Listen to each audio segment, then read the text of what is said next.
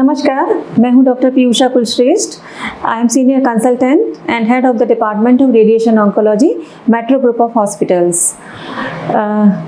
आज मैं कुछ क्वेरीज क्लियर करना चाहती हूँ। हमारे पास काफ़ी सारे फ़ोन आते हैं या काफ़ी सारे ऐसे लोग भी आते हैं जो ये जानना चाहते हैं कि उनकी बॉडी में कैंसर है या नहीं है।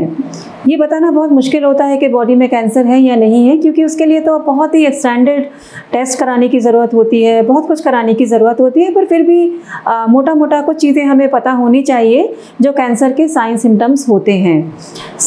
कैंसर हमारी बॉडी में किसी भी पार्ट में हो सकता है, ठीक है। और अभी जैसे पहले तो एज लिमिट होती थी, हम कहते थे कि कैंसर एक सर्टेन एज के बाद ही होगा, बूढ़े लोगों में होगा, लेकिन आजकल हम देख रहे हैं कि अर्ली 20s अर्ली 30s में भी कैंसर की केसेस आ रहे हैं।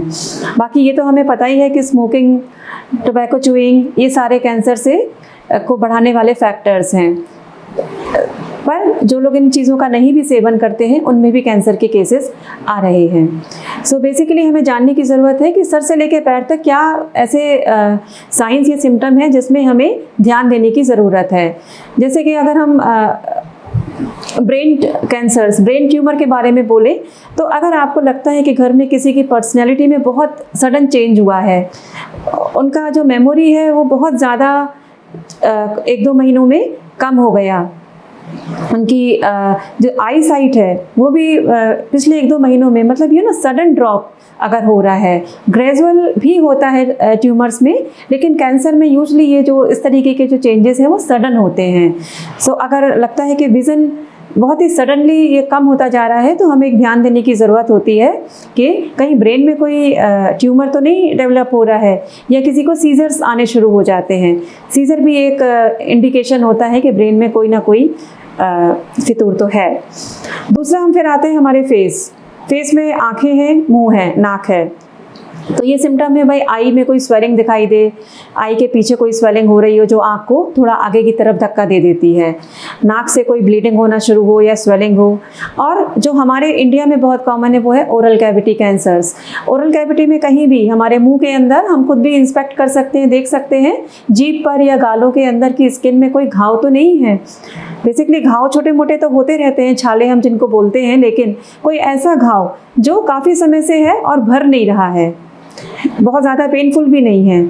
और ऐसे घाव में क्या होता है कि कई बार होता है कि हमारा कोई दांत है, शार्प टीथ है, वो एक पर्टिकुलर जगह टंग में लग रहा है, वहाँ पर छाला हो रहा है, फिर ठीक हो रहा है, हो रहा है, फिर ठीक हो रहा है, फिर फाइनली वो ठीक ही नहीं हो रहा है। ऐसी चीज़ें हमें देखनी चाहिए। ये कैंसर हो सकता है, ऐसा घाव जो बहुत दिनों से भर ना रहा हो, ठीक है। इसके बाद हम आते हैं हमारे नेक में हमारे क्या क्या होता है। थायराइड है, उसके पीछे हमारा सांस लेने का पाइप, या वहाँ पर वॉइस बॉक्स है, या उसके पीछे है फूड पाइप। ऐसे पेशेंट होते हैं जो हम कहते हैं कि खाना निगलने में दिक्कत हो रही है, या पहले खाना ठीक से खा रहे थे, अभी पानी के साथ खाना खाना पड़ रहा है, या धीरे धीरे सॉलिड फूड से वो सेमी सॉलिड पे आते हैं, फिर लिक्विड फूड पर आ जाते हैं। वो सोचते हैं कि शायद उम्र की वजह से ऐसा हो रहा है, ये ऐसा नहीं है। इसका मतलब है कि उस फूड पाइप में या तो वो सिकुड़ रहा है, या उसमें कोई ट्यूमर आ गया है जो कि खाने को प्रॉपर नीचे जाने नहीं दे रहा है। आगे है उसके हमारा वॉइस बॉक्स, लैरिंग्स कहते हैं जिसे, स्वर यंत्र।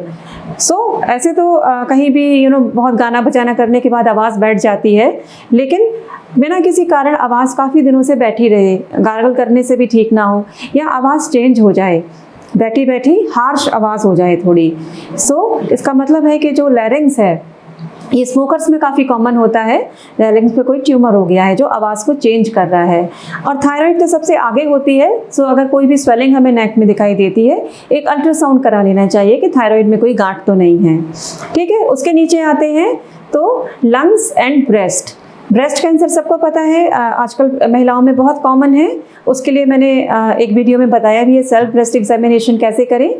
इसकी एक स्क्रीनिंग करा लेनी चाहिए। अगर आपको थोड़ा भी फील हो रहा है, मैमोग्राफी करा सकते हैं, ब्रेस्ट अल्ट्रासाउंड करा सकते हैं, कोई गांठ या लंप आपको फील हो जाएगा।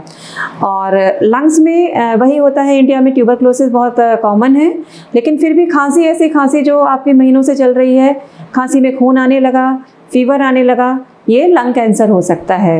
ये भी जो है ऐसे पेशेंट्स में, ऐसे लोगों में ज़्यादा होता है जो स्मोकर्स होते हैं। उसके नीचे आते हैं जहाँ हमारा पेट है, हमारा GI सिस्टम, उसमें लीवर है। सो लीवर के कैंसर्स ऐसे लोगों में कॉमन है जिनको हेपेटाइटिस B की हिस्ट्री होती है या लिवर सिरोसिस की हिस्ट्री होती है। आंतों के कैंसर जो होते हैं या हमारे आमाशय के कैंसर, उसमें क्या होता है कि लोगों को भूख लगना बंद हो जाता है, जो बॉवल मूवमेंट्स है वो चेंज हो जाता है, किसी को बहुत लूज मोशन हो जाएंगे, किसी को बहुत कॉन्स्टिपेशन हो जाएगा। मतलब डरने की ज़रूरत नहीं है, ये नॉर्मल कॉमन प्रॉब्लम्स भी हैं, लेकिन अगर ये नहीं ठीक हो रही हैं दवा लेने के बावजूद, देन आपको इसका चेकअप कराना चाहिए। और नीचे आते हैं तो हमारी पेल्विस। पेल्विस में पुरुषों में प्रोस्टेट और महिलाओं में ओवरी एंड यूट्रस होता है। प्रोस्टेट का टेस्ट बहुत ही सिंपल होता है। 50-55 साल के बाद एक सिंपल टेस्ट होता है सीरम PSA। अगर हम वो टेस्ट करा लेते हैं तो पता लग जाता है प्रोस्टेट का कैंसर है या नहीं।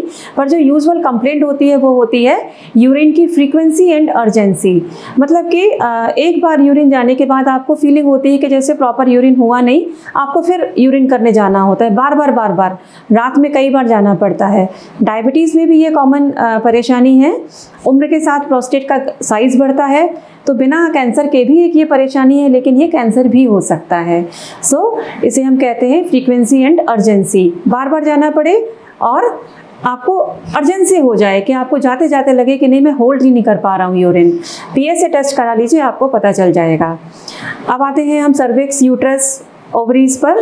सो ओवेरियन जो ट्यूमर्स होते हैं उनमें पेन या कुछ भी डेवलप होने लगता है तो एक सिंपल CA-125 टेस्ट होता है जिसे कि आप ब्लड के थ्रू करा सकते हैं। सर्विक्स कैंसर जो बहुत कॉमन है इंडिया में, उसमें ब्लीडिंग, ऐसी ब्लीडिंग जो पीरियड्स के बीच में भी हो रही है, पीरियड के साथ भी हो रही है, बीच में भी हो रही है, या मेनोपॉज हो चुका है, पीरियड्स बंद हो चुके हैं, फिर भी ब्लीडिंग बीच बीच में शुरू हो रही है। सो गाँव वगैरह में ऐसे बोलते हैं कि नहीं ऐसा तो हो जाता है, धीरे धीरे बंद होता है, कई साल चलता रहता है। ऐसा बिल्कुल भी नहीं है। अगर पीरियड्स एक बार बंद हो गए, आपको एबनॉर्मल ब्लीडिंग हो रही है, आप बिल्कुल जाकर जांच कराएं। बहुत सिंपल से कोई भी आपके जो गायनेकोलॉजिस्ट हैं वो आपका एग्जामिनेशन करके वहाँ से एक बायोप्सी ले लेंगे या पैप स्मीयर कर देंगे और आपको पता चल जाएगा। तो ये छोटे छोटे साइन सिम्टम्स हैं जो आपको अलर्ट करते हैं कि आप प्लीज़ अपनी बॉडी पर ध्यान दीजिए और जाकर अपना चेकअप कराइए, तो आप किसी भी बड़ी बीमारी से बच सकते हैं। Thank you so much. Be safe, be alert.